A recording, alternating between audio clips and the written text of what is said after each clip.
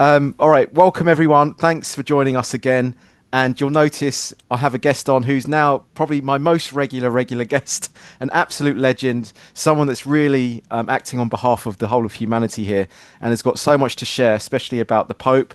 And we're going to be talking about Pope Leo particularly today. But Kevin, thanks for coming on again, buddy. And yeah, you've got a few more insights you want to share with us, haven't you? Yeah, well, I mean, it's been quite a ride over the last month.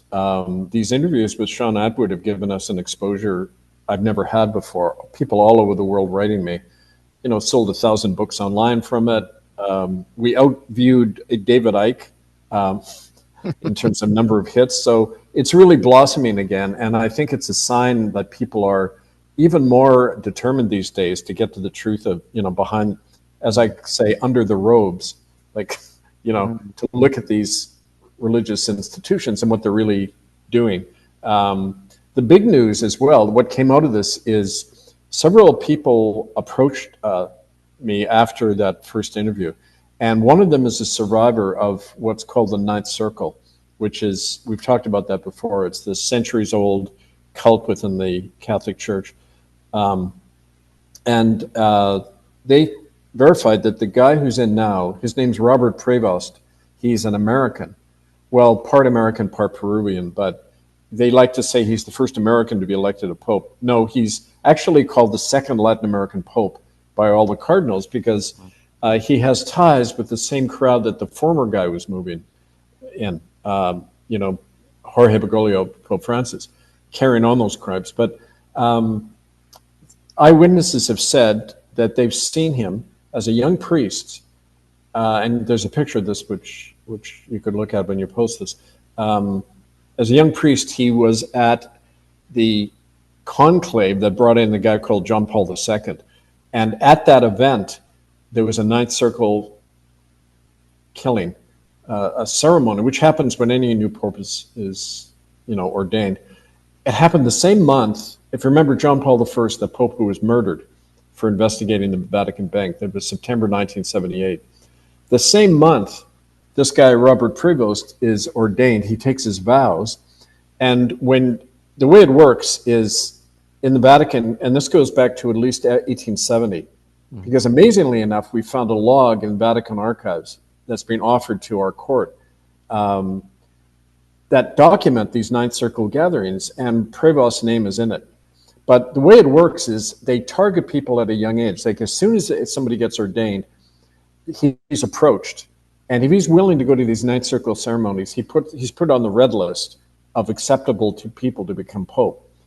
And this includes the present guy. If you don't want to go along with it, you go on a blacklist and you'll never get elected the Bishop of Rome. So it's arranged from the beginning the way elections work, There's acceptable candidates, unacceptable. It's the same deal going on. Same manipulation. The elections and all that is just for the masses, Yeah, so anyone that wants to reach a high level of power has to go through some kind of ritual where they're murdering or graping, Right. Right. someone. So, And so tell me, so did you yeah, say a witness approached you then in the last few weeks and told you about this? three of them have actually. Three, okay. Three of them. The first one was a woman from Poland. Hmm. She had been taken at a young age, and like Tos Nierenhaus and the other Ninth Circle eyewitnesses, the same procedure. Her parents inducted her into the cult, this Catholic cult. She was passed around and used. She was at not only the ceremony that ordained John Paul II, where this present guy, Robert Prevost, was present as a young priest. She was there. She saw a young girl tortured to death and killed by John Paul II. Then the body, the way it works is the child is brought in, usually drugged. Everyone has to rape the child. Often they're not drugged. They're left alive to be tortured to death, cut up basically while still alive. And then, mimicking the Catholic Mass, they they eat the body parts and drink the blood. This went on. This woman was at this Ninth Circle ceremony in Rome twice. The first time with John Paul II when he was ordained, and with the present Pope Leo, both at that. And then again in 1983, I sent you the info on this young girl who disappeared in Rome. and it made the news, Emanuela Orlandi. Yeah. She was, the Vatican says they're looking for her and they haven't found her. In fact, this woman was present when she was brought in at another Ninth Circle ceremony. They didn't kill her, though. They had her drugged, they raped her and everything, and then they circulated her through the child trafficking network, probably in Germany. Right. Okay. Just to pause on it, just to set it up for everyone, just because. So Emanuela Orlandi, she was a 15-year-old girl. She lived in the Vatican City with her family, and on June the 22nd, 1983, she left home to attend a flute lesson in Rome and never returned. So this was like one of Italy's most enduring mysteries, right? And then, but the kind of what you're saying now is you now know from this witness what happened to her. Is that kind of what we're saying? That's right. Right. First of all, there's the woman who was part of one of the victims used. They don't always kill the children. They sometimes raise them in the cult, as this woman was. Like a sex slave. They raise these girls. Right. So she was a sex slave that just keeps getting passed around, but they don't kill her because they need them for sex parties, right? That's right. And so she saw as she describes it, and we've got her testimony. I should mention the common law court that convicted Ratzinger has reconvened as of Monday. It's going to be investigating this whole case with the present Bishop of Rome. But this woman, who's the eyewitness, says she saw Emanuela Orlandi come in, and this is going to be in the testimony for the court that we'll make public.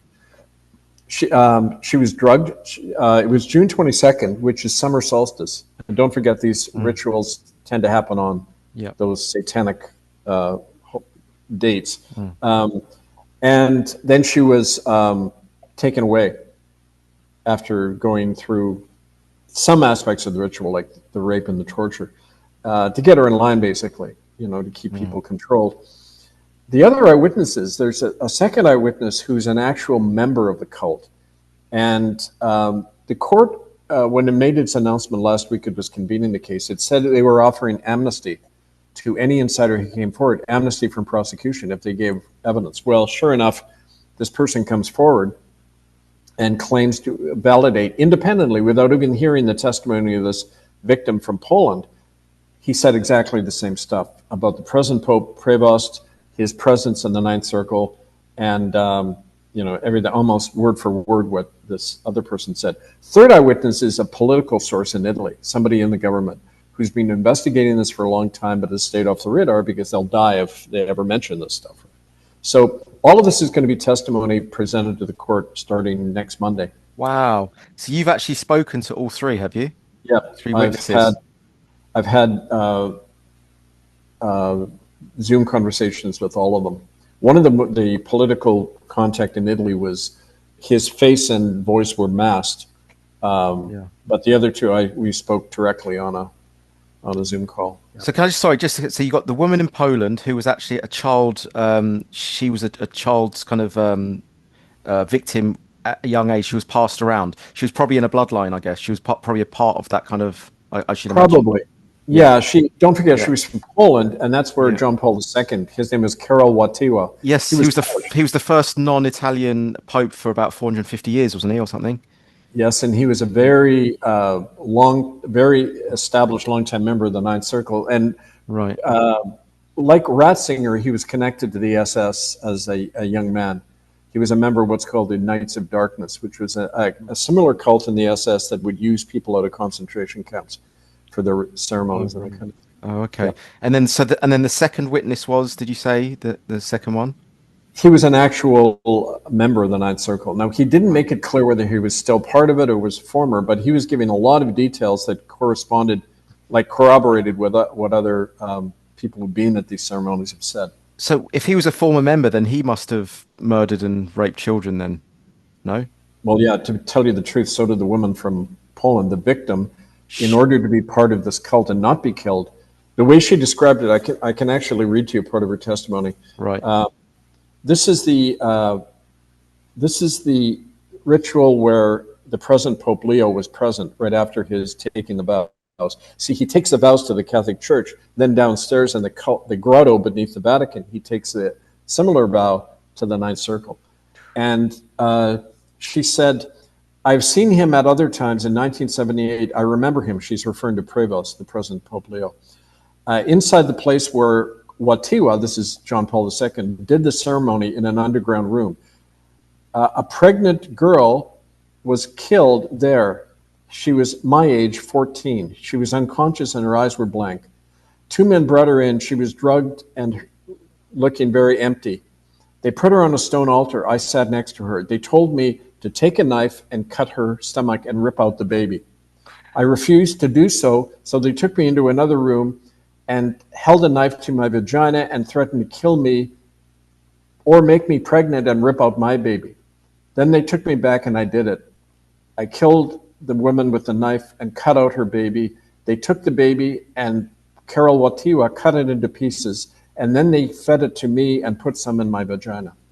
Sure. There was also a ceremony, a set of words they said as well. I'm just going to look it up here. It was pretty. I hadn't heard that aspect of her before. Here in another part of her testimony, she said after they cut up the baby and ate its parts, John Paul II said, quote, "From bottom to top, be it interwoven, then it is accomplished. The marriage is ready." Now, I don't know what any of that means, but it's obviously part of the satanic ritual. Sounds like marriage in that time is like their connection to their demonic realm and their kind of deity, whatever they're worshipping, you know. Sounds like, yeah. And don't forget, they had sacrificed the previous pope at the same month. They had killed him September 28th, 1978. That's the same month that this event occurred, right beneath the Vatican and in one of the chambers. I think I sent you a schematic diagram of those chambers under the Vatican, Okay. but it's in one of those underground chambers called the Tomb of Lucifer, is where they hold their ceremonies. They're not hiding that with that name, are they? Bloody hell. Well, what's interesting, John, is it's right. St. Peter's Square, the circular part where I did that exorcism in 2009. Well, there's an obelisk, and it's right beneath the obelisk, which they claim is the spot where Peter was crucified upside down. You know, Peter the disciple. Mm-hmm. So what they do is they invert the energy. They take that original energy and invert it in their ceremony. Just like they do, that's the whole purpose of Ninth Circle. It seems they do that with symbols and sigils, that they'll invert symbols because the original symbol probably carries a lot of positive morphic energy. And then what they do is that they invert it so they can kind of like turn that creation energy into something very negative and destructive, I should imagine. That's right. But what's interesting is when I did the exorcism there, we reversed the reversal. Yeah, nice. Yeah. Because the tornado hits the next day and then all the news breaks out about Ratzinger covering up child abuse. That happened that same week. So it shows you, I was standing right in the same spot, and I didn't even realize that. I was kind of led there to the center of St. Peter's Square, and I realized, shit, this is where they're doing, right beneath my feet was the Ninth Circle grotto, right? It's crazy, isn't it? It's like white magic versus black magic. It's like, it's like something out of like a Lord of the Rings or something, where you've got like was it Gandalf, the grey against, what's his name? And it's like, they're like firing off at each other, It's just I didn't crazy, even realize it. Crazy. You're kind of led there when you just there's bigger forces at work. But anyway, that's So can I ask then? Can you also tell me what was the testimony of the second former member? Like, what did he say he did? He said that he was participating in Germany. Yeah. And that's how he knew Ratzinger really well. Ratzinger, in fact, brought him into a cult. He was quite old. This man looked to be in his 80s. And he said he'd been in most of his life. He didn't want to say what his position was in the Catholic Church, but I got the sense he was fairly prominent. And maybe not even as a cleric, but somebody else in the system. And he said that the Ninth Circle is a preparatory school, is the way he put it, for example, it's really lucrative. They're tied into all across Europe, this thing that Toast called the octopus, or Drangheta. It's the European mafia. And they abduct a lot of people. They're very heavily involved in human trafficking, like the Vatican is. And they make a lot of money from this. So they're kind of scratching each other's back. But they also use it as a way to blackmail politicians and judges. So this guy, I got the sense he was, just like the present guy, Leo, he's had this diplomatic history, right, where he knows a lot of people in government and that. And kind of the bigger piece to this, too, is that, of course, it's part of the move of the Vatican towards China. And Prevost, who's in now as Pope Leo, so-called, was doing in South America what Bergoglio did.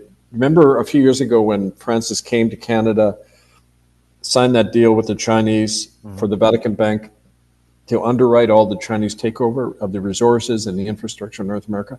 This guy who's in now did the same in South America. His parish in Peru was right at the main port through which China is shipping out all the resources from South America and bringing in illegal settlers. So it's kind of the same process all over the Western Hemisphere. It's like a Chinese sphere now.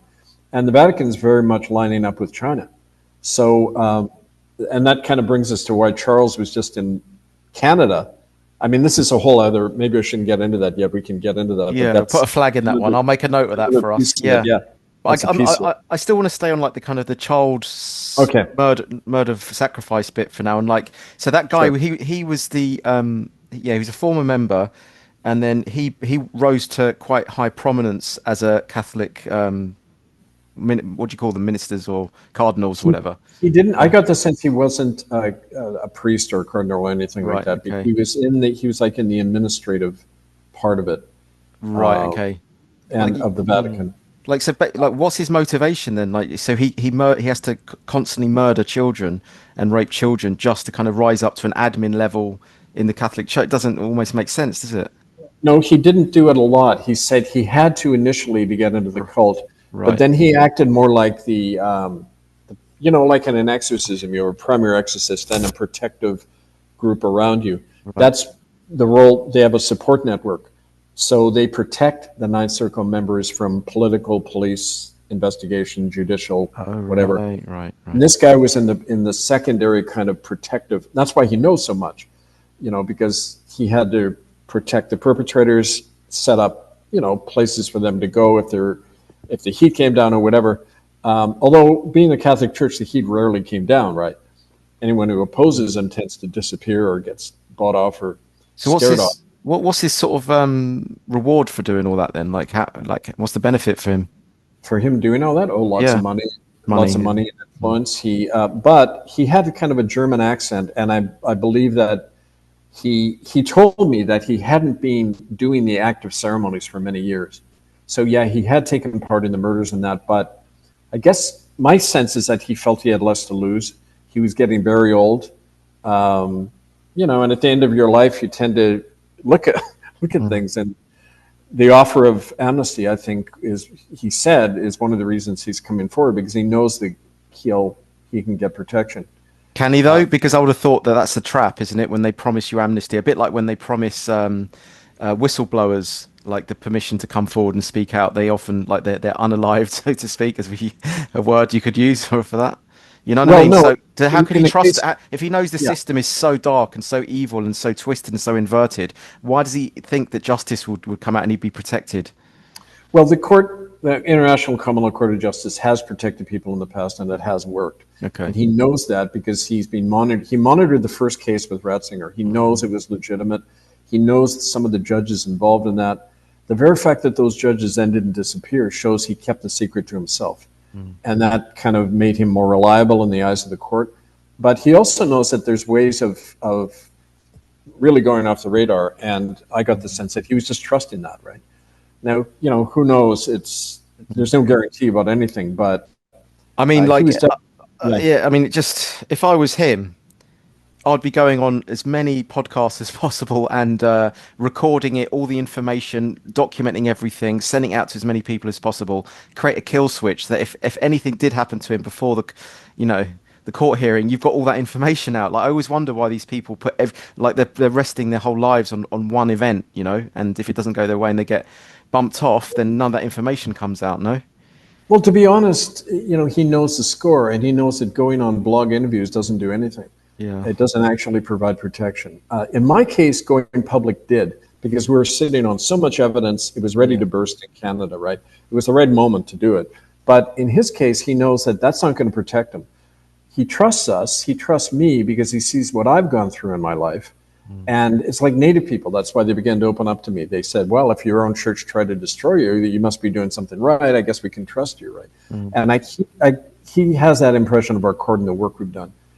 So I mean, that's fair enough. Yeah, Yeah, no yeah. good. So, okay, so that was the second, and then the third witness you said was someone high up in the. Sorry, can you say it again for me? I can't No, remember. there's somebody in the government who has been trying to pursue this. I've only got that second hand from in the court prosecutor's office that they've been talking to this guy, and Mm. that's all I know. That it's somebody in the government. They've had a history looking into this stuff, but I know myself when I was in Rome, there was an Italian senator who spoke to me. Furio Colombo, his name was. He was in the Democratic Party. And he said, you cannot talk about these things if you're in the government. If you go public about it, you just disappear. Yeah, It's that simple. that's what And I he meant. said, Yeah, but yeah, before, like just right, suddenly right. disappear. Yeah, Well, when you're in your 80s, maybe you just don't care don't anymore. Like, care. Which government was he in? Which country? the You said. Italian government, Oh, so the he was in Italian Italy. government. So he's in the. Yeah, okay, right, yeah. Okay, Yeah. wow. And so how old? You said he's in his 80s. This guy, or was that the other guy? That's the other guy. Oh, the other guy. Who How had old's this it. one? I guess he's I don't sort of a know. lot younger. Yeah, I don't know. yeah. Okay. Mm. Wow. Some unbelievable expose Yeah. there. So Yeah. this ninth circle then, this is still there, still going on. I'm guessing anytime there's visits to the Vatican from politicians from around the world, that we can assume that they're going into and doing the ninth circle stuff, right? Not necessarily every time, but they know about it. Right. Okay. Um, of Mm. course they know about it. Every head of state, it's like the policy in the Catholic Church that you're supposed to protect child rapists, not tell the Mm. police. Yeah. They all know they have to enforce it. It's a global criminal conspiracy, right? Yeah. Fair enough. But they seem to do this all over the world. It's not just there. It's like Oh, yeah. it's just yeah. I mean, I don't know if I've got a question based around that, but it's like, is there any more significance to the ninth circle as there is to maybe where this goes on at Bilderberg Group or Epstein Island or whatever? Like, is there any more They're significance not, to this one? well, it's older, Yeah. and it kind of formed, it's like the Catholic Church and the genocide in Canada. The Catholic Church formed the template for everything, and everybody else copied it. Right. And no, don't forget, this goes back to ancient Rome. A lot of the sacrificial ceremonies happened on the old Roman holidays, where they Mm. would sacrifice children and animals for the crops in the spring and things like that. It's literally on the same dates, February 23rd, 24th, um, solstice, summer solstice. You know, it. So it's an old tradition, and that's why, in a way, we shouldn't at all be surprised by this stuff. Right? I Why would think it stop? I think there's also geographically, I think Rome, or let's say the Vatican City's on important ley lines as well, which Mm-hmm. kind of which sort of amplify the energetic effect of whatever they're doing within the ritual. I think as it's on a ley line, the kind of Yeah. the node or whatever you call it, where the ley lines intersect, I think that it's like a portal. I think so. Whatever they do on that, they're either receiving more energy or pumping more energy through that node into the field, or how it kind of cascades out from there. I think. Right. Well, in the Yeah. book of Revelation in the Bible, they talk about the beast with seven heads, the Hmm. seven hills of Rome, to refer to the Antichrist, Right. referring to the location as Antichrist, not just one man, but actually whoever sits on the throne there Yeah. embodies that anti satanic power, right? Yeah. Yeah. Exactly. So that ninth circle. That wow. So when you heard that, what was your reaction to that when they all came Well, forwards then and said this? I was happy, very happy that we had Yeah. more witnesses. It's been years. Mm, mm, But to make it even more personal, I know we're on the right track mm, because soon after that, a couple of days after the first Edward interview, I got approached. I was doing actually a committal service for some friends, a ceremony at a graveyard. And the guy who usually watches over me, I've got kind of a quasi bodyguard, mm. his name is Joseph, and he was off using the washroom. Limousine pulls up, guy gets out, walks over to me, and he says very quickly, if you carry on with this case, we're going to do to you what we do to children on those ceremonies. And then What? he turned and left. Now, I was too shocked to say anything. And then I yelled at him, as he was leaving, I yelled at him, don't I know you from somewhere? Because sure enough, I thought later, I'm pretty sure, about 80% sure, that he was one of the Knights of Columbus members who tried to block one of our protests at the Toronto Catholic Church. This would have been back in 2008. He looked older, but I think it was the same guy, Knights of Columbus. If you know who they are, they're kind of a goon squad in the Catholic Church. But they, so anyway, in a way, I was glad to get that validation saying, okay, we're getting close here. And so anyway, Shit. surprising. Yeah. Did he come back and talk to you? Or what? Did he just say it and walk off then? No, he knew I had protection, so he left quick. They were just watching us, and they knew when my friend wasn't there. They walked over and said that. What do you mean you've got protection? Like what kind? Oh, this fellow, I won't say too much about him, but he's ex-military. He's been. I first met him during the first tribunal, actually, in '98, and he's come back and forth to help at key times when I'm traveling, and at other times just there as a bodyguard. He's a former special. Oh, right. Wow. Special operative. Yeah. Good to know. Yeah. So, because they know he would have taken them apart if they had tried it when he was there. So, but they left quickly, and it was a fairly expensive looking limousine. So it was, yeah. Oh, man. Yeah. And this is the thing, you're carrying on anyway, carrying on regardless, getting it out there. Don't you also think that I thought you were going to say you're spiritually protected. I thought that's what you meant. Because you must I think you are divinely you must be divinely protected in this work, because the stuff you've gone through and exposed is like, not many people go through that and last that. I think we've talked about it before, but let's might as well talk about it a bit now as well. Oh, it's really important. I mean, I never like to make that claim because I don't want to have pretentious. I know, but but the reality is that when you do the right thing, you get protection you're not aware of. But the problem is most people give up quick, and then the protection leaves. I had an example of that when I was living out of my car right after I got fired and was blacklisted. On one day I had like about $10 to my name. I saw a homeless family under the Georgia Viaduct in Vancouver, and so I gave away my last $10 because they needed more than me. The next thing I know, I'm walking down the street back to my car, and there's a $20 bill lying on the sidewalk. And it was kind of a message to me that when you stop worrying about yourself and concerned about others, you get protection. But as soon as you start worrying about yourself, that protection kind of leaves because you become self-concerned. It's a different energy, right? It's like a soldier in battle.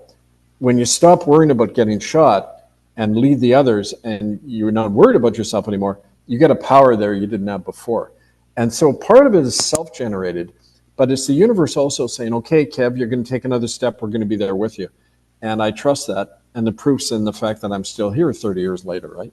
Oh, I love that. Yeah, so you're shifting from a kind of protective energy, which reinforces to the self that you're under attack, to the point where if you switch it into service energy, that switches your vibration into one where, well, I couldn't be serving unless I'm totally protected.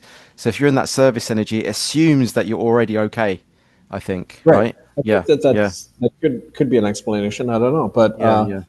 But men under fire in war experience exactly the same thing all the time. You can't be self-concerned.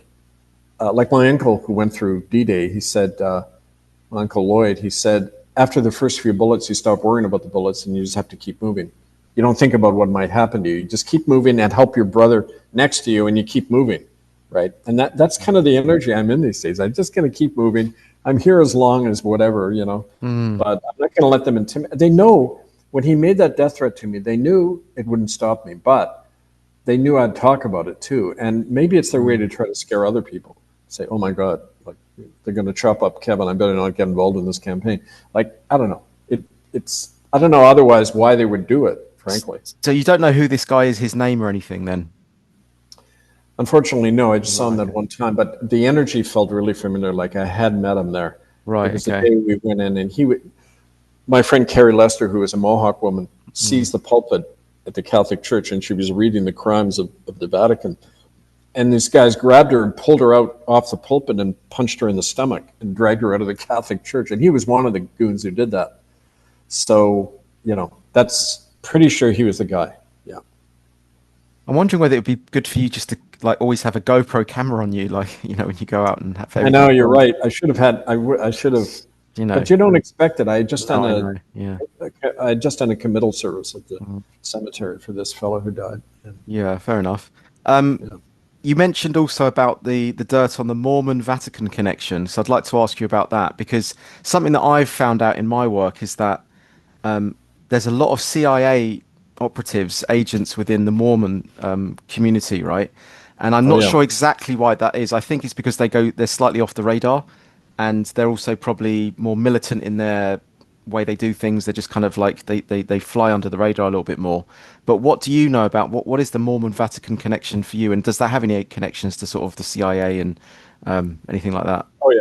They've got a long history. The CIA recruit inordinately out of the Mormon Church. I Mm, mean, my take on the Mormons is they're a long-term social engineering experiment. yeah, But I'll get into that. Just the first question you had about the connection. yeah, I first learned about this in detail when several people came to me about, it was 2018, I think.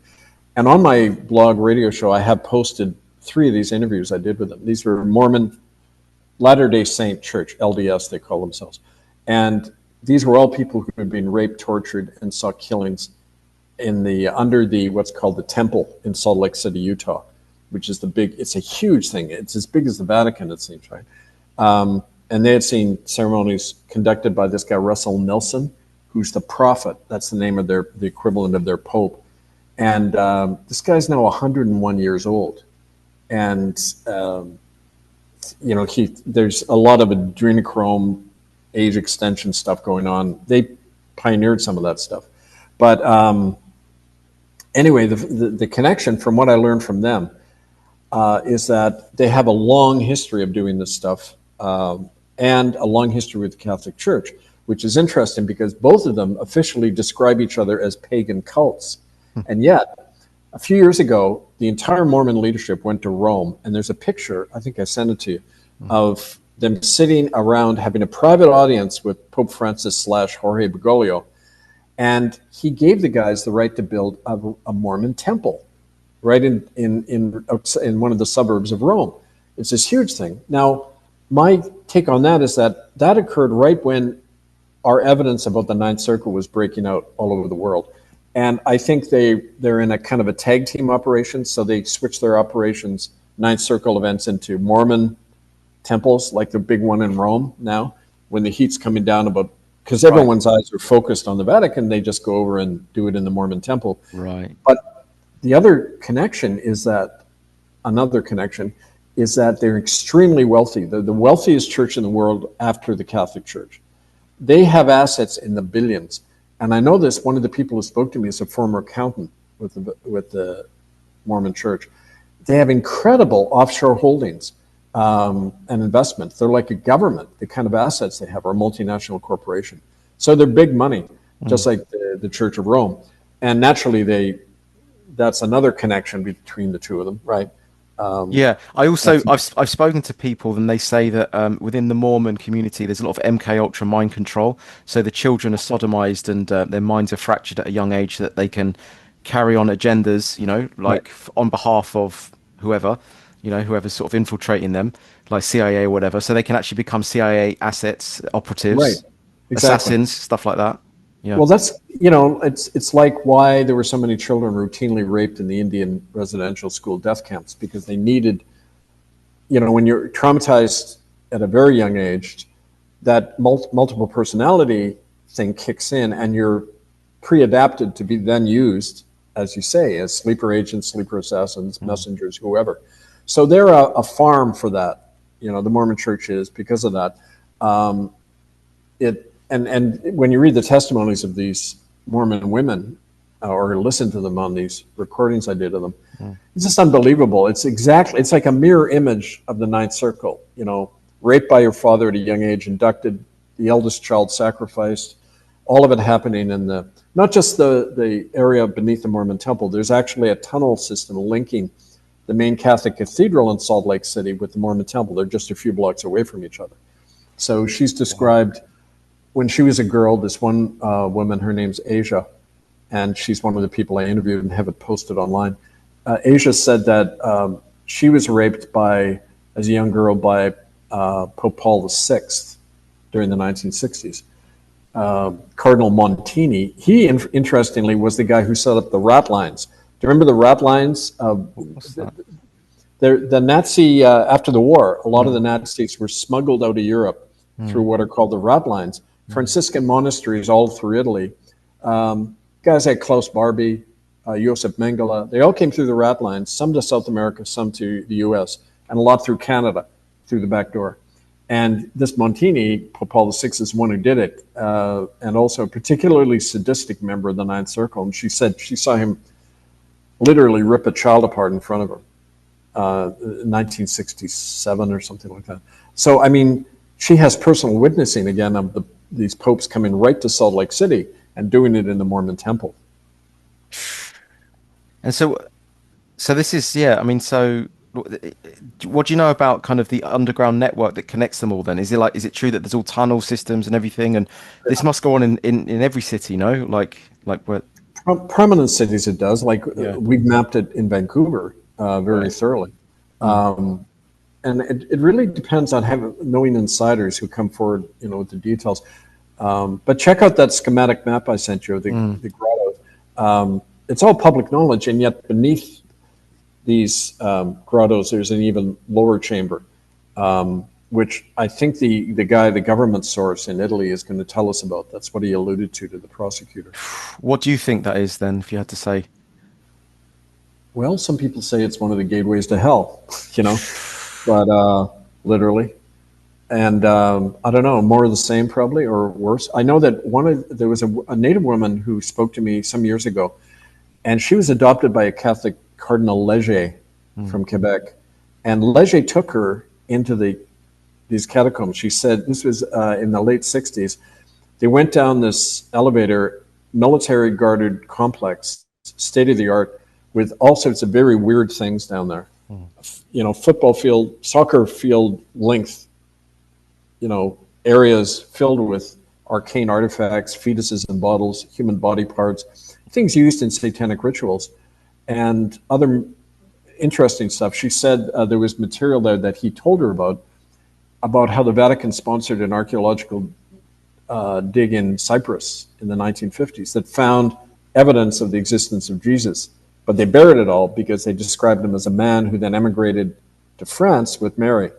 And that was part of they refer to that in the Da Vinci Code, but that kind of information down there locked up, and, it would be really interesting in there. And that's hopefully one day something that will happen with enough power on our side, right? God, imagine that. Imagine going down there and there's this portal or some kind of membrane where there's like this evil, demonic, literally a demonic entity kind of just bleeding itself through, but it can't fully come into the physical level. But someone can go down and, I don't know, it's a bit like there's a movie called The Golden Child where some guy's communicating with the devil, and he kind of goes into that dimension, then comes back into physical reality. I mean, it sounds far out, but I mean, the more I'm researching all this, it actually seems like it's a natural conclusion to all this stuff. No, I'm convinced this stuff exists. I've seen it, I've felt it,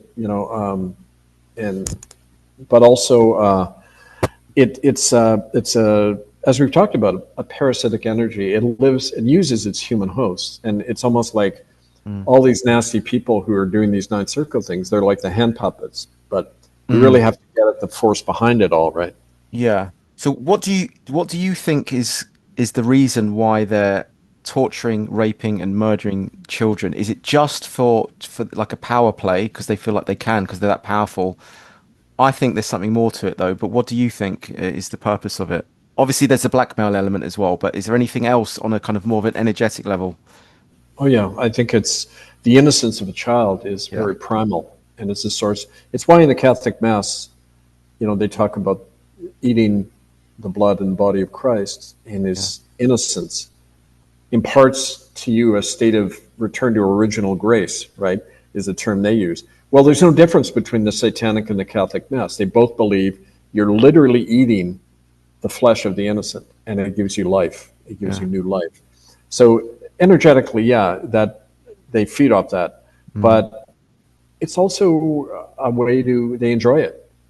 These people, don't forget, it's hard for us to appreciate how corrupt a human being can become and how you become addicted to this stuff, like a serial killer. You have to keep doing it.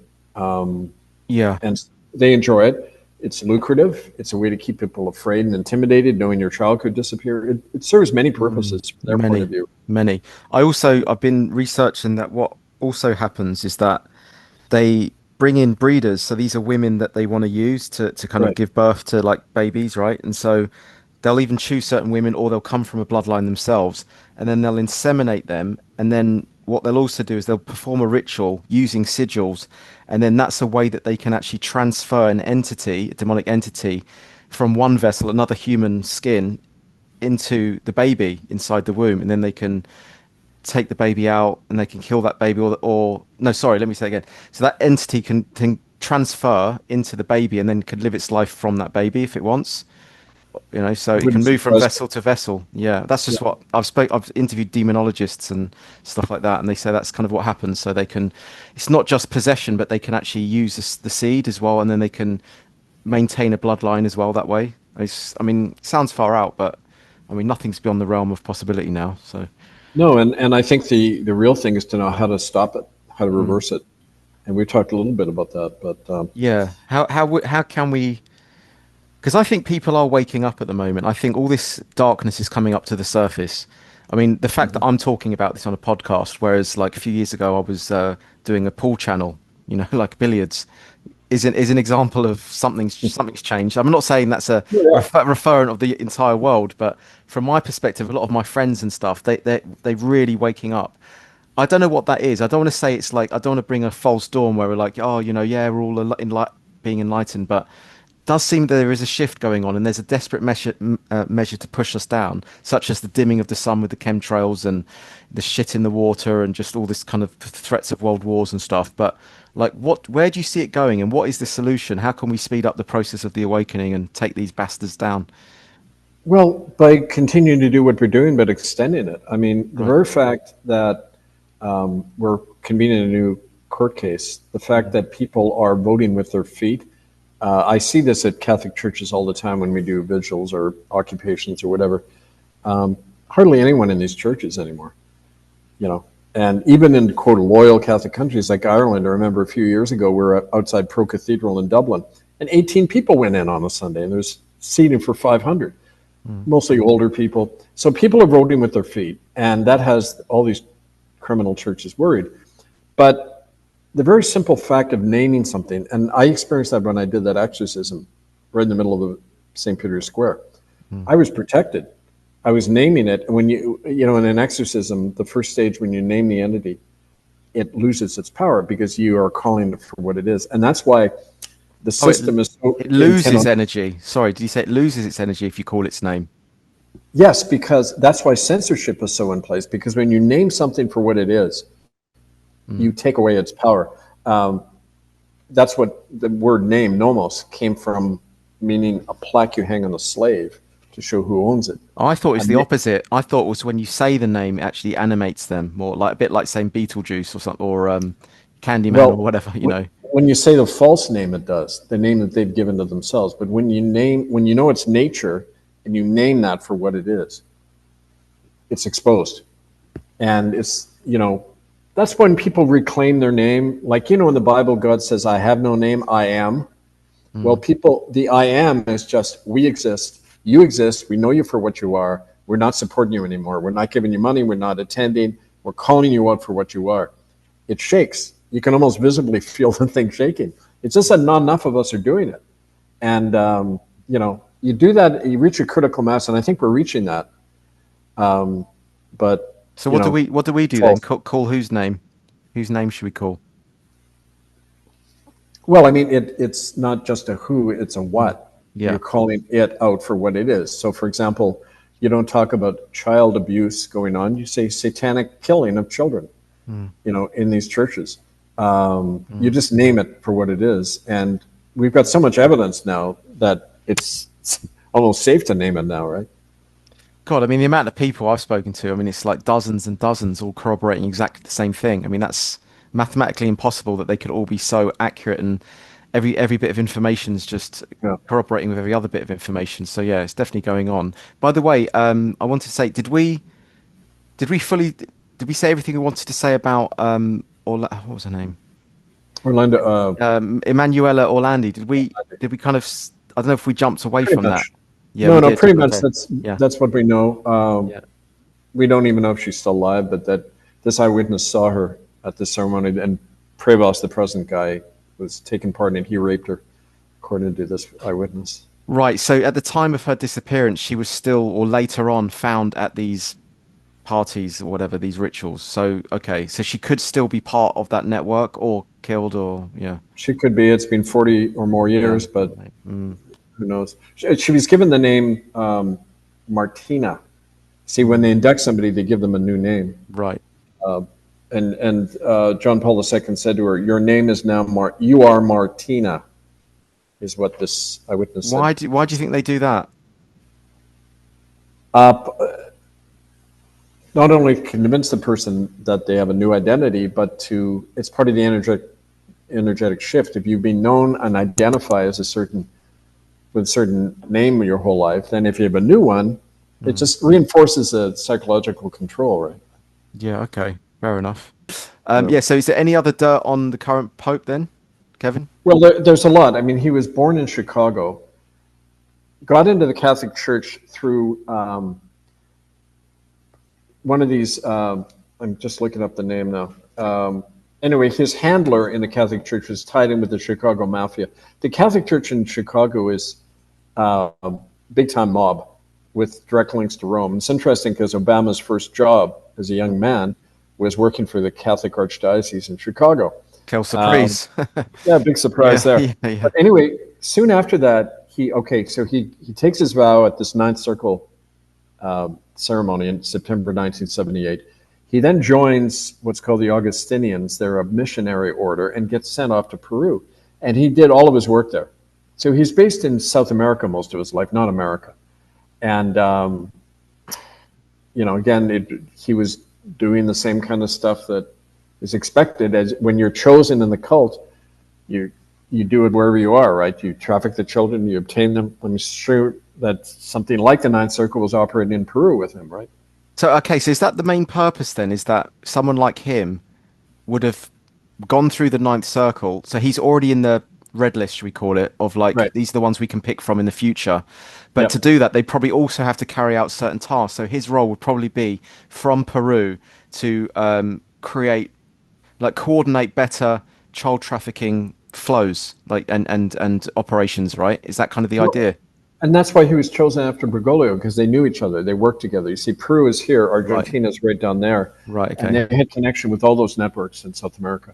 Um, and so, yeah, that was definitely, and they kept him in the background. People say, "Oh, where did this guy come from? We've never heard of him."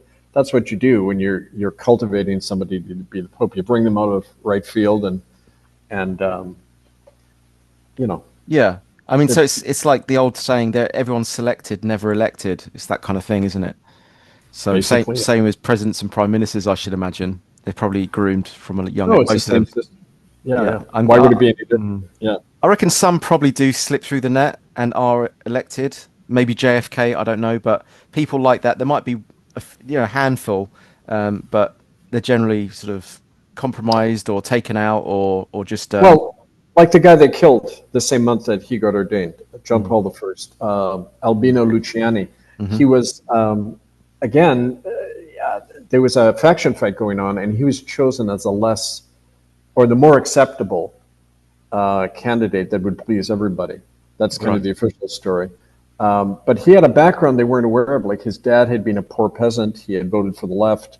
He Mm, had egalitarian notions. Like mhm, he ordered all the bishops in Italy to sell their expensive jewelry and they give it to the poor. Like trying to. mm. And so they couldn't, obviously, some of that's acceptable. But when he ordered the investigation into not only the Vatican Bank, but what's called the P2 Lodge, which was a Masonic lodge operating within the College of Cardinals. Mm. P2 is a secret society in Italy, and they have this similar thing in England. It's a cabal of the top industrialists, generals, politicians, and they have a contingency plan for how to take over the government if it gets out of line.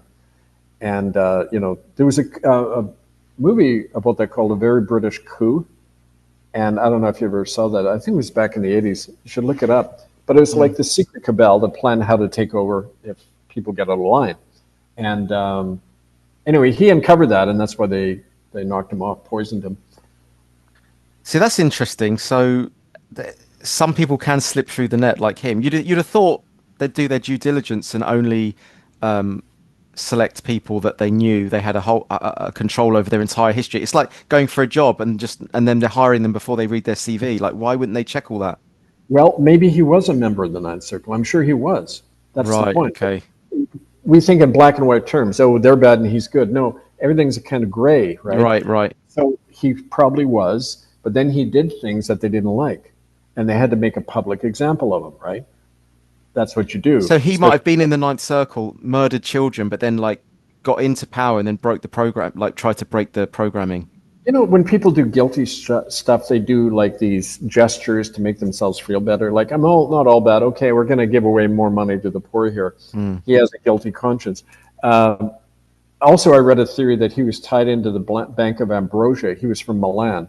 Bank of Ambrosia was a competitor with the Vatican Bank and had been kind of screwed by them. So maybe there was that involved too. There's stuff we don't even know about. But the point is that he became a liability for whatever reason, right? And going back to the current Pope, like I was also reading that he took actions against I'm not going to pronounce this right, but he took actions against Sodalitium Christianae Vitae. So whilst he was serving as Bishop of Chiclayo, Peru, Prevost took significant steps to address abuses within that organization, that movement. It was a Catholic lay movement founded in 1971 by Luis Fernando Figari. And Right. the ironic thing was he was trying to expose them for sexual abuse. I mean, No, it's he just, wasn't. He was helping them. I mean, the point yeah, is that they have to do these gestures. The dirtier you are, the more you have to do gestures to make it seem like you're clean. yeah, You know, and notice they talk about abuse. In Catholic doctrine, raping a child is not a crime. It's a sin that can be forgiven. They don't consider the raping a child a crime because they're born evil, according to the original sin doctrine, right? You only become pure if you follow the sacraments and the way of the church, right? So they all believe that. And they do public relations gestures like that to make it seem, oh, he's a good guy. He's concerned about. Well, none of these people ever suffer anything because they're all, when they traffic and rape children, they're all just following Vatican policy, that's fine. You can't talk about it. The crime is to talk about it, not to do it. Right. you're right. So whenever you hear someone saying they're going after sexual abuse, it means they are involved in sexual abuse. It's probably the complete opposite, isn't it?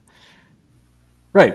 You know, it's like when Pope Francis Jorge Bergoglio announced he was going to do a house cleaning of the Vatican Bank. In fact, what he was doing was removing all connections that was linking him to the fact that back in the 80s, he's the one who arranged, you know, in the Falklands War when Maggie Thatcher sent the ships down and they grabbed the Falklands Island from Argentina. Bergoglio was the Archbishop of Buenos Aires, and he arranged the Vatican Bank to fund Exocet missiles for the Argentine military that sunk British warships. As a matter of fact, the scuttlebutt is that Maggie Thatcher was so angry at him after that she put out a contract on Bergoglio, tried to have him killed after that. You know, it's kind of funny. But, you know, it's all designed, yeah. Anyway, it's all designed for that purpose, to obfuscate and protect their interests, right? Yeah, absolutely. Yeah. By the way, I don't think I've ever asked you before, but like, do you know about Barack Obama's involvement in any child trafficking or anything?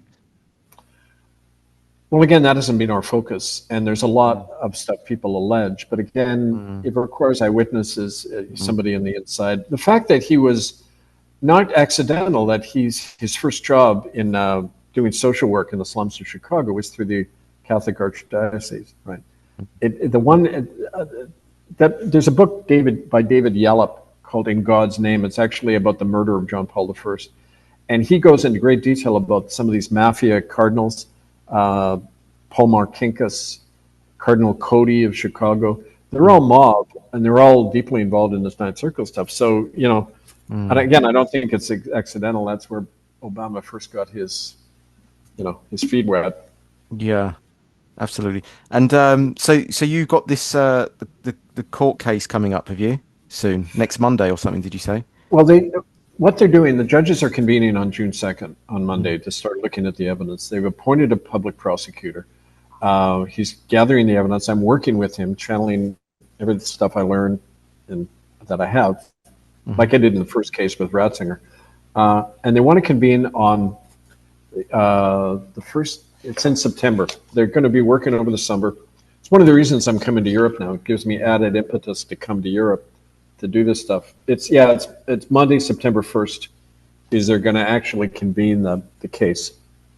And summonses are going to be issued to this guy and his accomplices. And we'll see what happens. Start the case. Unbelievable. If you take down the Pope, that's quite an impressive catch. You're like a vampire slayer, and that you just caught the head vampire. We've done it already with Ratzinger. He never Yeah. left after he stepped down after the conviction came out. He never left the Vatican until the day he died because he knew he could be arrested. Is that right? So if we know it was successful, what are we likely to see? Them not being able to travel anywhere, or what? Yeah, I mean, they're going to do everything possible to shut this thing down and to distract and divert and everything, and discredit, the usual stuff they do.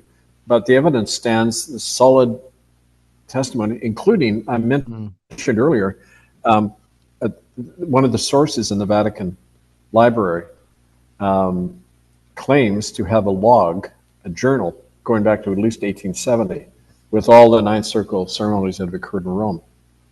And that, combined with eyewitness testimony, it's all you need in a court of law to convict, right? Oh my God! So they've got that.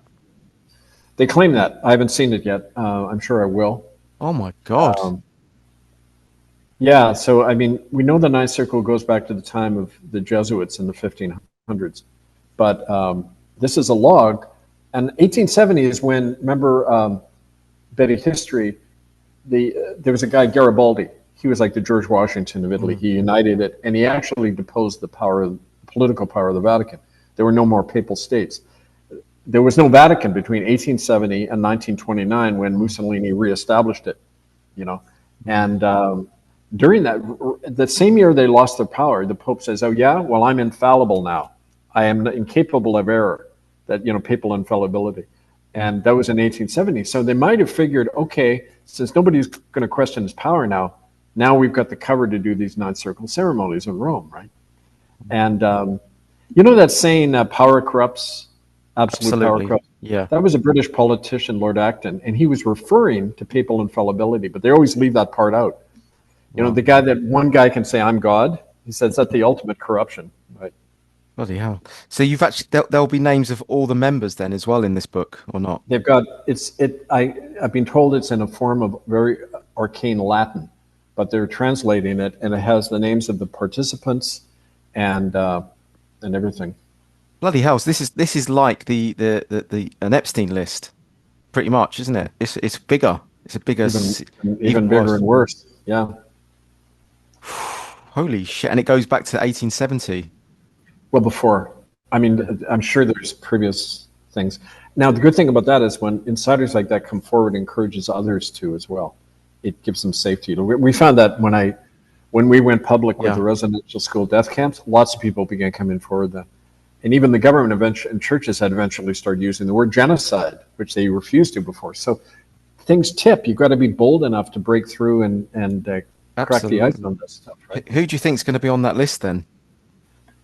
In that book? Well, probably everybody who we've named so far, and even more people who we don't even know, right? We'll see. I know they're going to publish it. It's a public trial, except for when you're trying to protect our witnesses and people like that. But we're going to make as much of this information public as we can. Are we talking? It'll be like world leaders. It'll be politicians, will it, or will it just be people in the church? Well, the thing is about we find that major politicians in that tend to avoid the Ninth Circle, and it's an old thing. Don't forget, it kind of a lot of old European families, politicians within Europe, possibly like the Belgian. We know, for example, one guy. I don't know if he's still premier of Holland, Mark Rutte. Yeah, Rutte. He's now prominent in NATO. He actually got a senior spot in NATO. He was named by TOS as being in the Ninth Circle in the ceremonies with the Dutch royals. So yeah, I mean those kind of people. That is that's a huge expose. Yeah. We'll have to do another show when we got the list. You know. Oh, for sure. Yeah. No, we're gonna go all over the place with this Can we stuff. have the breaking story on that? You know, can we do an exclusive on my show, Kevin? That'd I'm be good. game. Yeah, brilliant, fantastic. All right, no, thanks, mate. Really appreciate everything you're doing, and uh, Oh, can yeah. I plug a few recent books? Oh yeah, Like yeah. Please, sorry. Yeah, go on. this, this one book has the because of the Atwood interviews. This Yeah. book has sold over 800 copies in the last few weeks. This is all the definitive stuff people need to know about the crimes of the Vatican. It was written for members of the United Nations, but why they shouldn't have diplomatic status as a criminal body. But it goes into all the dirt about how the crimes they've committed, their nature, what is the Vatican, right? So that's a good book to get. All of these on Amazon. And I did one recently on sovereignty, governing ourselves, spiritual, political, personal sovereignty. Important to know in terms of, okay, what's the alternative we're building? We got to have a world where we don't have these crimes anymore, where people govern themselves. And so it ties in. And what also ties in, I don't know if I mentioned this, but my ancestor, Peter Annett in England, I've got to send you this. I wrote this Mm, to show how our lives are very interwoven. mm. And, being put in the stocks as a free thinker for criticizing the church. That's funny. You've got the Yeah. spirit. Still got the spirit of him living Oh, on. yeah. And when you read it, it's so Mm. similar. So, I mean, yeah, that I was love fun it. to write. Yeah, Yeah. please, great man, great.